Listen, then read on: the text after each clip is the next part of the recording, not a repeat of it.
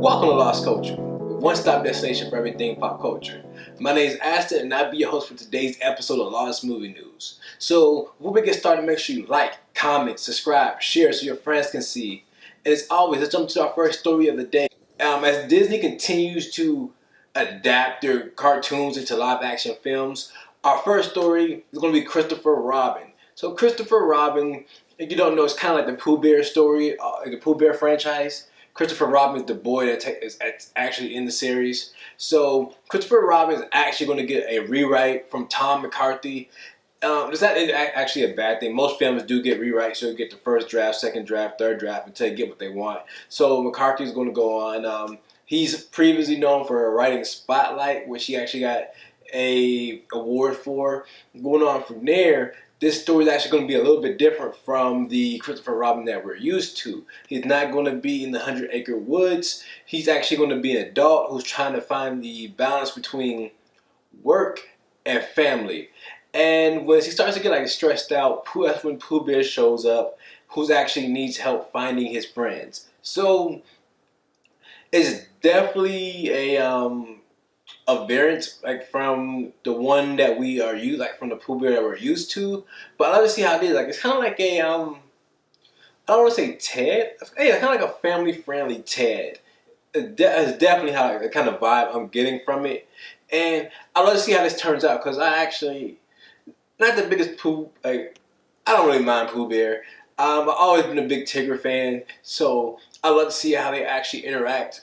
Bring in all these other characters, Tigger, Piglet, Eeyore, we got Owl. I love to see how they actually find a way to bring these characters in, how to have a grown man actually have an adult interacting with these characters, because these characters are pretty juvenile. So I'd love to see how they find a way to make it not only relevant, but how to make it so that the adult version of himself actually works with these characters. I love to see how they do that. Now going on from there, we got our next story of the day. We get Power Rangers. So the Power Rangers, they kind of go on a new campaign, like a diversity campaign, which they actually partner with a third party named called the Thirst Project, which is when you hashtag Pink Ranger, Red Ranger, Yellow Ranger, Black Ranger, or Red Ranger, and then tag at the Power Ranger movies, they will donate a certain, they didn't say how much, they just donate some profits of the film to the Thirst Project, which I actually like. I actually like things like this, especially in the climate that we're in right now. Diversity is really important. So I'm glad that they're pushing that out there, we're stronger together. I think that's what it said. It showed every Power Ranger, and then it said we're stronger together. So for me personally, I love to see things like this because diversity is key. That's the only way we're going to actually get anywhere in the future. Working together. Just because we're different does not mean we're that different at all. Just skin does not affect. Doesn't change who we are on the inside. We all bleed red. So I love the fact that the Power Ranger movies is coming out, and they're actually pushing something like this. I'm not saying this is going to be a good movie, but I love the fact that they're actually pushing diversity. They're donating some of their profits to the Thirst Project. I think it's great that they're doing things like this. So just remember when you're out tagging stuff for Power Rangers, if you do any of the Red Ranger, Blue Ranger, Yellow Ranger, or anything, make sure you tag the movie so that some of these funds can get to the Thirst Project. I think it's going to be a good cause, and I'm down for things like that. So I love when Hollywood interacts and things like that. So with that being said, moving on to our next story, we got Disney's Avengers. So, bro, this movie, apparently the budget of the filming going on right now is going to be $1 billion. And I'm not really surprised because I remember them saying something maybe a year ago that it's going to be this high. I think it was a little bit lower. I think it was they said between 750 million and 900 something million. So the $1 billion might actually just be a roundup, but at the end of the day, I actually kind of believe it. And it's not only for one film.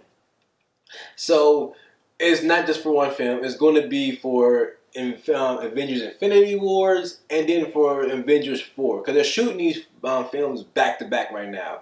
So whatever they're doing right now is for the next film, which actually brings the budget down to $500 million, which is still like extremely high. I think Batman vs Superman was only at 325 or something like that. So yes, it's still extremely high for a film, but at the end of the day, it still makes sense because when you think about these contracts and everything, all these characters are at some high points right now. Like everyone has like some like what's his name? Tony Robert Downey Jr. just like updated his contract so he could show up in Civil War. So of course he's getting paid a lot of money right now.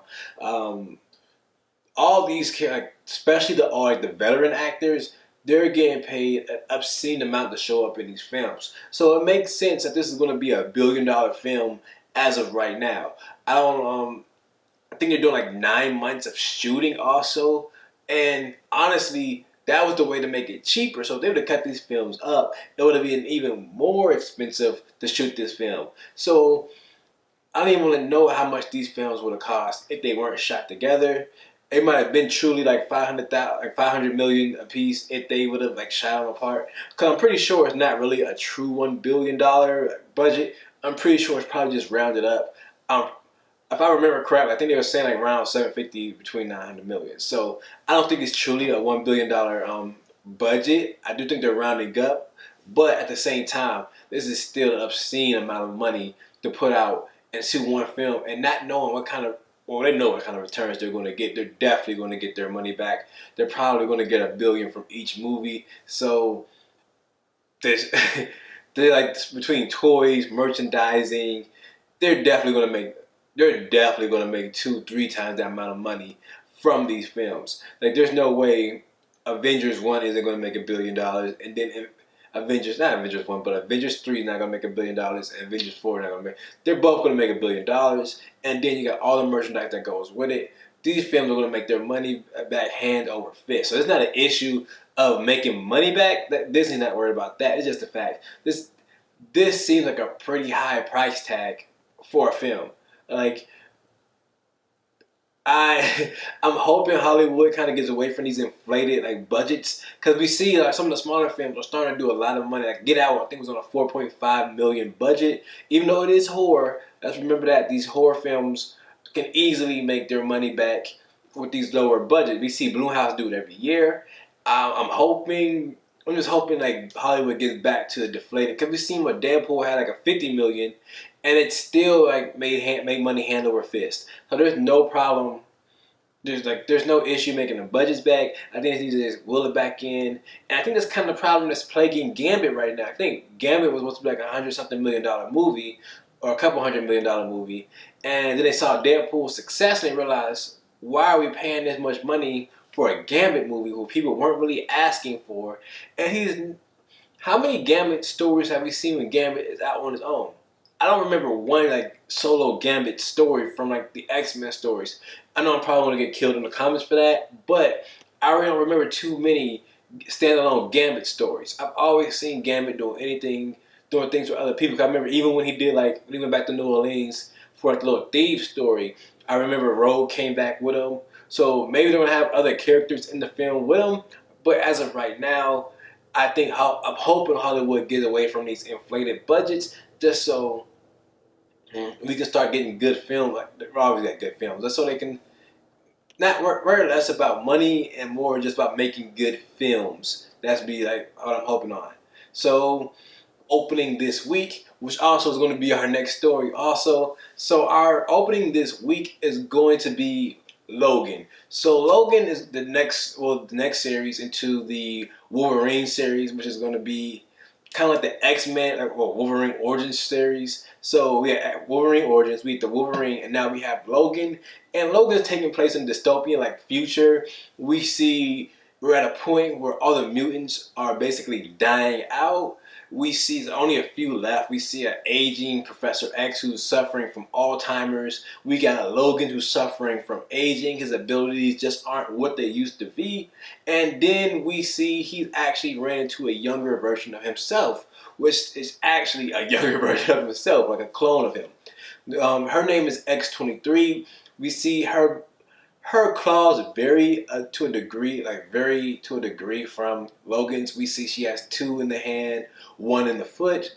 On each, like she has 1 in each foot, 2 in each hand, and you know Wolverine. Wolverine has 3 in each hand, none in his feet, and she does not have all the metal around her bones and all the animanium around her bones. She only has it in sections. She did not complete her little experiment. She's only did enough to get her claws, but we see he's trying to lead her from a life of violence. Because we've seen the whole story. Every time she's upset, she go quick to go to her claws, and that's what Wolverine is trying to get her away from. Because she has that same temper that Logan has, and we even see scenes where Professor X is telling she can be better, and Logan was like, better than me. He's like, precisely. And I love to see that. I love to see a movie with heart.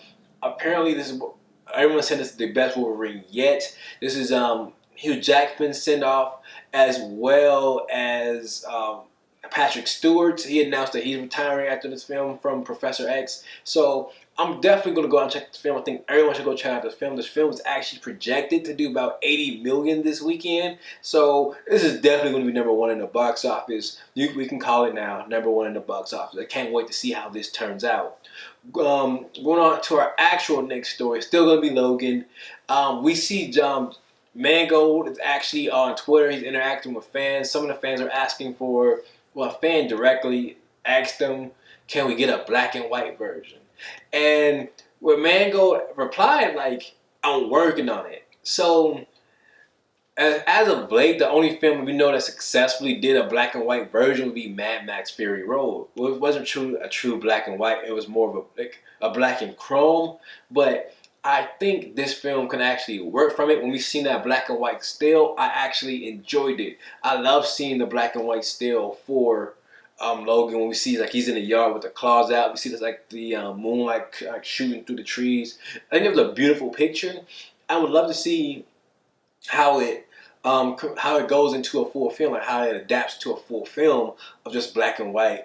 And with that it has to be a strong story for them to actually adapt this film into black and white. Because I feel like when a film is black and white, you're losing a lot of the color, which helps keep the attention of the viewer. So losing the color is definitely going to be a negative.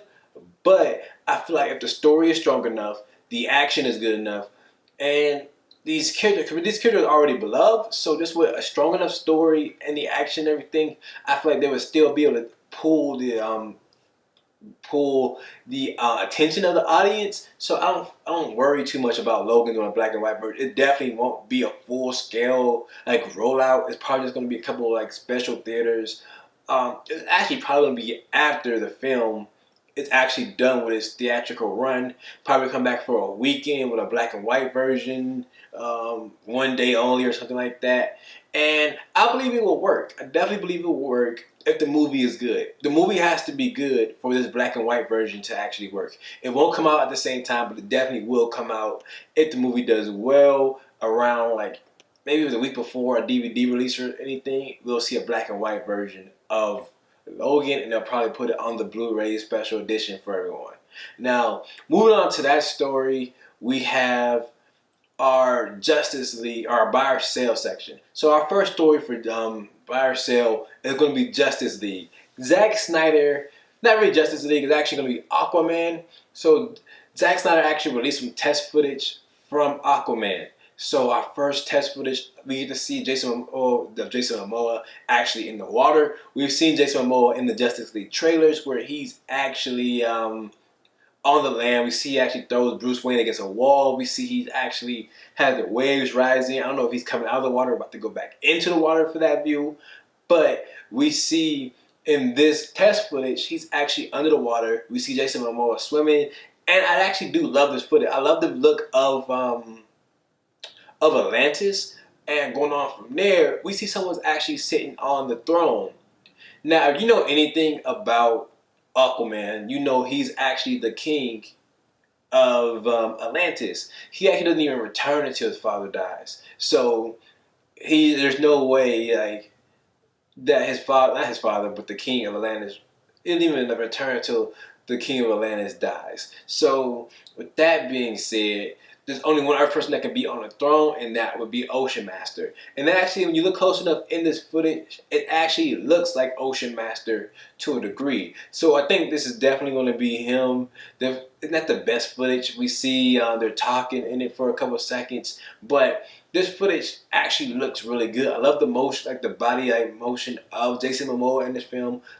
He's wearing the same jeans, if you notice, from the Justice League trailer. So obviously he went straight from the land to the water Now, with that being said, why is Zack Snyder actually releasing this at this moment? Why couldn't we let some footage from James Wan actually come out? You know, James Wan's actually directing the Aquaman movie. We know if this is coming out, we probably have an Aquaman trailer right around the corner. So I'm definitely want to wait for that to come out. I'm definitely going to be on that. I'm actually kind of excited. I think this new Aquaman looks great. He's no longer the little pushover from all the Family Guy or Entourage and everything. 52 definitely worked when revamping Aquaman. I'm definitely excited for this film. Moving on to our next story, we have another Netflix original making the list. So this one is going to be a Brad Pitt film. The name of the film is going to be called The War Machine. So in this film, Brad Pitt is going to be playing a 4-star general. It looks like if I remember correctly from the trailer, it's taking place in Iraq. And he's in the middle of the Iraqi war. They're talking about, oh, you haven't talked to the president in 70 days about this war and everything. And it's funny because we walk in like, oh, don't worry, the war could wait. And I actually like this. I love this. So I don't know if it's going to be based on a true story or they're just making a story out that takes place then. I don't know. They're definitely going to take some liberties with the story. But besides that, from what we've seen of this trailer, I enjoyed it. I love Brad Pitt. Brad Pitt looks like a 4-star general. He looks like an army man. Even the way he walks like an army man in this video. I'd love to see the full film. As of right now, it looks good. It does really look good. So moving on to our next story is going to be Beguiled. Beguiled actually released a new trailer.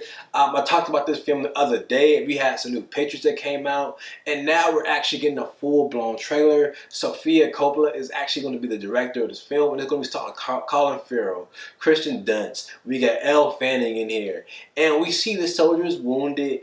They're taking care of them, and while they're taking care of him, he ends up building a relationship with every woman in the trailer. So we see he's sleeping with one, then the other one see him sleeping with her. We just see he's sleeping with all of the women in the house. And when that happens, when they come aware of what he's doing, we see they're starting to get revenge on him. They're just torturing him. They're all at the table eating dinner, and we hear him yelling, "Oh, you scandalous!" But this movie actually looks a lot better than I originally assumed. I always loved the character designs for Elle Fanning and everything. I love the way they dressed him up in the old period piece clothing and everything.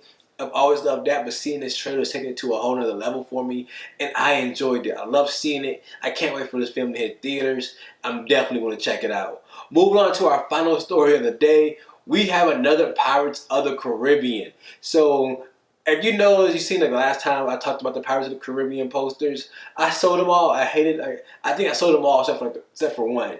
Now today, a whole other story. Only one poster, and I'm gonna buy it. I actually like this poster. I love the character design. The big bad. We see how he's kind of all broken up and everything. I love to see how they're doing that. The special effects are great in this poster. Doesn't really get too much about the story. The dead man tell no tales. But besides that, I still love the poster. We have a new trailer coming out today. I tried to wait to actually shoot today so we can actually talk about the trailer, but unfortunately the trailer didn't come out yet, so it's probably going to end up releasing after we release this. But that's okay. We'll definitely probably do a reaction to it. And that's really all we had today. I really did enjoy this poster. Thank you guys for tuning in. As always, make sure you like, comment, subscribe. Stop by our website so you can actually check out some of our merchandise, some of our Lost Culture shirts. And as always, stay lost.